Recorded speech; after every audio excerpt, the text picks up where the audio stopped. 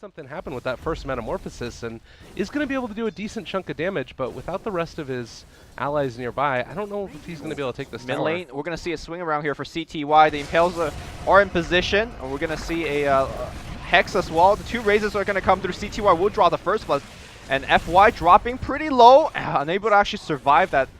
Now they're going to turn around against Burning. Raises are coming off cooldown. Should be another very easy kill. Mikasa is now snowballing. Oh. Double for himself. That is a dangerous position to be in, and a couple of things that are going to be changed about this Shadow Fiend build this time around. He's been getting a decent amount of buffs since he's fallen out of favor with the pro scene. One of the ones that I really like here is going to be this infused. He's not so far behind that he can't make the recovery. I think they're pretty happy that ROTK hasn't been dying just yet, and he's also picked up a very decent amount of level and farm. Looks like we're going to see a fight here on the mid lane here. Mikasa is just turning around, racing non-stop, but he's going to go down, I believe. One big right click coming out here from Sylar, and that should be it. They want a little bit more, but Shadow Fiend is really the key target that they wanted. I love the fact that they brought the Terrorblade to the gank, though. They sorely needed his damage output. Yeah, that was some good stuff right there. We get a little bit of a casual, you want this draft to. Well, right now, it doesn't look like Vici Gaming is doing too well, but if you look in the jungle, hold that thought, we have a Blink initiation, but it's going to be immediately broken by the Glimpse, and now Mikasa in a lot of trouble under the cloud, under the smoke screen. RTK's in there as well. Mikasa is going to go down, but CTY will likely go down as well. They take down the bat as well. Sylar in here with the Dragonlance, right-clicking away, and ROTK, well, he's closer and closer to Blink. That was the thing I was talking about. ROTK was farming the Blink, and also Sylar has Dragonlance. One of the quickest farmer in the game, uncontested. Terrorblade could get completely out of control if you're not pressuring him. And that was such a huge play there from Burning as well. They are and seeing if they can find him. Omni Slash was already used, and you saw how much damage was done there with that Death Requiem. At least for the moment, though, it looks like they're going to try and take down this tower. DDC is still here. He drops the cloud, but not really a ton of follow-up, and now they're going to glimpse him back. Really good Earth Spike, keeping him for the moment, but it doesn't matter. End is going to go down, and Vici Gaming Reborn, maybe a little bit of an overextension. They're going to be able to get the false promise for the moment there on the Terrorblade, and I think that they just escape. Flame break back, ROTK. He is going to go down, but the bulk of Vici Gaming's forces are going to be able to escape from that, and a really big fight going their way throughout the whole course of that one. So the name of the game for the next Blade. This would be a big kill if they could find it, but it doesn't look like they're going to be able to quite catch ROTK. He is going to have his Blink Dagger now picked up, looking to see if he can jump onto End. If they can find this kill, this would be absolutely huge. There's the Crush. Follow-up, though. Glimpse back, pulling the Juggernaut out of position, and he is going to go down, as is the Slardar. So they find something at least, but you'll take that trade every day. Yeah, I mean, again, that goes back to my point where when the Slardar gets off the Crush, the target just dies, because Sylar, on the background, he's hitting for it. FY does have Finger of Death back up in a couple of seconds, and Yang looking for the initiation, seeing if they can find it. DDC wrapped around, are going to be able to pull back now this Oracle, and jumping onto him is a little bit of a problem. Gets the false promise off for the moment. Can they find this kill, though, as Mikasa going to go for his ulti, gets it off twice, but it's not nearly enough damage. The DP is going to come close to falling, but still alive on 100, 200 HP now, and trying to jump forward after Sylar, the Sunder, keeping him alive. They're not going to be able to find the kill. Oh, it was so close. And now DDC going to drop as well. Oh, man. CTY with the triple. That was heartbreaking. So, the fact that he sundered bad was kind of cool, but I honestly think he should have sundered his own Slardar. Because, for example, if he's alive right now, he could just push the tier 1 and probably damage the tier 2. But I guess it's just, you don't want to sunder your teammate and get your teammates killed. I honestly think that Sylar is a result, but can the tower use tricks of the trade? No, it cannot. It will just get hit. Well, gonna move in now. End is going into the Blade Fury. They thought about jumping onto Sylar, but realizing they just would have brought back a really nice Earth Spike. Gonna be able to catch there onto 2, but the Static Storm is gonna be able to keep End stuck for the moment. He does end up walking away. There's going to be the ulti coming out from Mikasa. Still nobody has died outside of that Disruptor, and maybe going to be able to take this extra fight. A really nice Hex there. ROTK controlled for the moment. Flame break forward, and CTY just walking in with the Ghost. The racks still stand. They're trying to change that fact right now, but they drop the Smoke Cloud and are going to be able to have this Omni Slash if they want to go for it. Waiting for the moment. False promise. Keep it silent. Oh no! He's going to end up going down. Sunder is too good. By the way, he had Aegis as well, so they didn't even need to Sunder, but the Sunder combination with False Promise was so good. And we just saw it right there.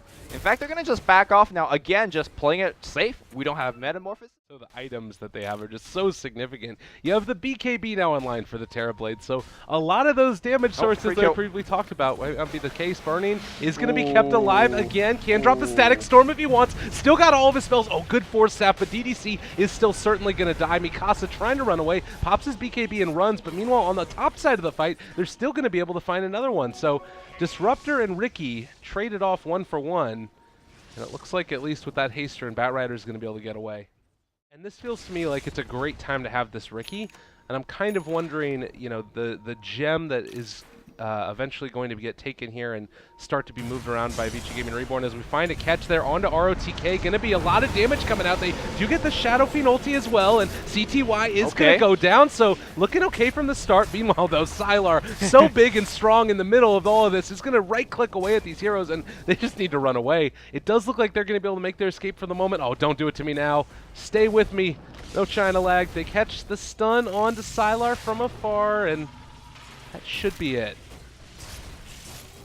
I mean, like I mentioned earlier, we could picture a world where Vici just makes a couple of mistakes. CTY, for example, they just got blue up there. Scary moment indeed. Jump in, able to get a crush, but just flirting with danger for the moment. Yeah, no last one for 10 as well. This is one of those moments where you need to keep up the cooldown. Oh, Ravage? God. Really nicely played there, and might be able to punish Sylar as well. Can Yang get a hold of him? Still do have 1 second. A pretty nice Thunderstrike, but they're going to catch on to HYM in a lot of trouble. He's going to go down. 2 already dead. Looking for a little bit more. Burning. Where he at? And the right click's almost going to be able to kill him off. Oh, End is going to come in. He's going to give him the end. Don't call it a comeback, but hey, man. VG.R. now got the Aegis on the Shadow Fiend, so he could basically beat the, I guess, the meat tank for Sylar for a little bit at least. But now they're threatening at least a high ground. Sure, they're down racks in the middle. I believe the range racks went down throughout all of that. But if you look at the goal graph, it's still going to be able to save this if they're not careful. As soon as they jump in with the Batrider next time around with the lasso, Oracle will be back up by that point, but the jump in, ROTK, he's also going to be able to push Mikasa there, and he ends up being able to get the cheese off, but Sunder dropping low, they find the kill, Sylar going ham, so freaking big, and it's going to be able to right-click down in just a second. Aegis off now for End, ends up popping his BKB running away, but just look at the damage. Oh my. Sylar, big bad man. Everybody's made of paper when you have minus armor from ROTK and just simple right-clicks. Sylar, what a beast. Yeah, I mean, that fight showed that they really needed FY's Aghanims online. I don't believe I've ever said that combination of words together. We need the Aghanims Axe. I personally believe the Aghanims Axe online is just like something. Could be the GG push. This is a really, really big moment right now, and ROTK jumps in, FY catches him. There's going to be the Earth Spike follow-up. A little bit of lag coming out. Never fear, though. Yang is here. ROTK pops his BKB, looking for the crush. Mikasa trying to bring down that DP. A little bit out of position. Juggernaut kills off the Slardar, and 2 are dead suddenly. They get the really nice Static Storm, but where's the follow-up? Sylar not going to be able to kill off FY. Guess what? Ghost Scepter's a pretty good item, and it does look like he is going to drop low, but not dead as of yet. They find the kill with the Oracle. Buyback on 2. They're going to try and take this fight if they can. They lift up Yang. DDC drops the cloud. BKB, blink. Can he escape? It doesn't look like it. It's going to be on cooldown. Flame Break trying to get out of there, but look at the damage. It's too much. They did manage, though, to not lose everybody.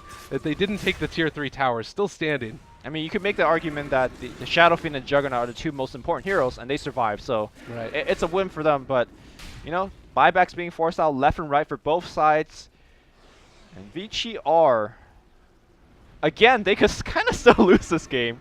BKB pop for Sylar, and they're going to be able to pull him back. There's no saving him, and he's just going to end up being brought down. So out of position for the moment. The Oh, Ghoster's still going on the other side. They are not going to be able to get that one quite off. Requiem of Souls ends up getting interrupted by ROTK. They throw down a Static Storm as well. FY not doing enough damage as of yet, trying to find it. A really nice stun coming through, but do they have the follow-up? They're trying to take down Sylar, is going to end up popping there after the false promise. FY stays alive. CTY dropping as well. Can they kill off Bernie? He's going to be able to escape, but this should be a dead CTY. Yang on top of him. That's going to be 3. The only one dead for Vici Gaming Reborn is DDC, an exceptional team fight.